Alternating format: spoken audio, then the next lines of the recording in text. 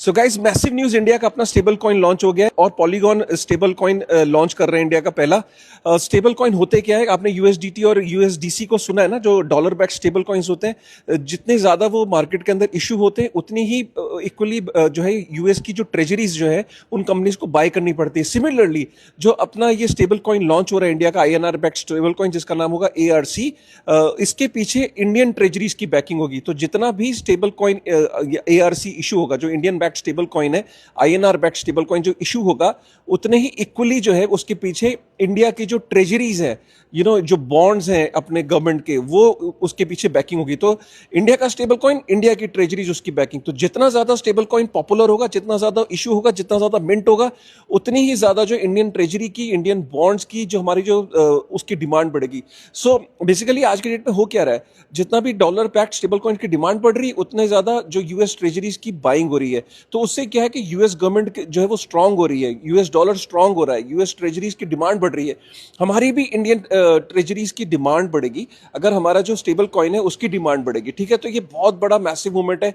ये कोई dollar back जो स्टेबल कॉइन्स होते हैं, वो माना ही जाता है कि भाई वो सॉवरेनिटी के लिए खतरा है। उसकी अगर डिमांड बहुत ज्यादा बढ़ती है तो वो नहीं खतरा साबित होता है। वो हमारा जो करंट मॉनेटरी सिस्टम है, जो हमारी सॉवरेनिटी है, हमारे आईएनआर को खतरा हो सकता है। तो आईएनआर बैक स्टेबल कॉइन्स का खतरा आईएनआर को नहीं हो सकता, क्योंकि आईएनआर बैक स्टेबल कॉइन्स के पीछे हमारी हिंदुस्तान की खुद की ट्रेजरीज ही तो है ना। तो ये बहुत बड़ा मैसिव मूवमेंट है। इसका बहुत बड़ा फायदा होगा, क्योंकि मैं बताता हूं कि सीबीडीसी इतना पॉपुलर नहीं हो पाया, लेकिन स्टेबल कॉइन्स जो है वो काफी पॉपुलर होने के चांसेस हैं। खासकर रेमिटेंसेज में 130 बिलियन यूएस डॉलर भारतीय देश में भेजते हैं, 6% उनको कट देना पड़ता है। वीजा और मास्टर कार्ड जैसी कंपनियों को वो कॉस्ट बच सकती है।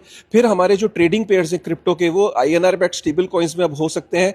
उसके बाद जो है गवर्नमेंट सब्सिडीज जो है रूरल के अंदर, रूरल मार्केट के अंदर डायरेक्टली लोगों के खाते में, उनके वॉलेट में पहुंचा सकती है। Plus INR backed stable coins जो है वो डीफाई में यूज हो सकता है। Plus INR backed stable coins जो है काफी सारे जो मिडलमैन की कॉस्ट है उसको रिड्यूस कर सकता है। Plus INR backed stable coins जो है वो बहुत ज्यादा प्रोग्रामेबल भी है। तो कई सारी एप्स के अंदर इंटीग्रेट हो सकता है। जोमैटो में हो सकता है कि आपको कल को इंटीग्रेशन दिखे। ये बहुत बड़ा डेवलपमेंट है। संदीप नैनवाल की एक्सपर्टीज, पॉलीगॉन की एक्सपर्टीज, और इधर से अंक, जो कि ऑलरेडी उनको टोकनाइजेशन में काफी एक्सपीरियंस है। This is guys a huge news guys, and I think this is the moment for India.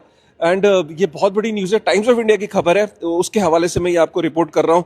आपका क्या टेक है, एक बार कमेंट करके बताना गाइज। अपने दोस्तों के साथ शेयर कर लेना, सेव कर लेना, और मुझे फॉलो कर लेना ऐसे ढेर सारे अपडेट्स के लिए गाइज।